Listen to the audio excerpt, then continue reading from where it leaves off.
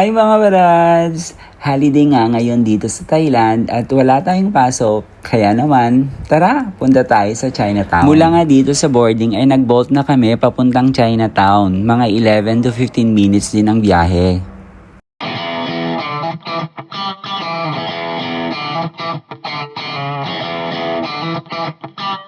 Pagkadating nga namin dyan ay naglakad-lakad muna kami at tumingin-tingin ng pwedeng makakainan. Grabe, sobrang ang daming street foods na pwedeng itry. And what I love the most when it comes to Thai cuisine is napaka-creative and unique yung idea. At sa aming paglalakad nga dyan ay nadaanan namin itong isang Michelin restaurant kung saan sobrang ang haba din ng pila.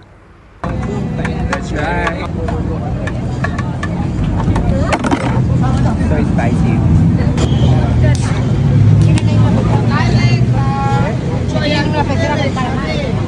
At sinunod naman nating trinay itong coconut ice cream nila na sobrang nagustuhan ko kasi nagbe-blend lahat ng ingredients na nilagay nila. At nadaanan nga natin dyan si Kuya na sobrang may pa-exhibition pa habang nagluluto ng fried noodles. Kaliwat kanan din ang mga seafood na grilled at halos naglalagablab ang apoy. O siya, dito muna. Hanggang sa muli, Kapun Kap.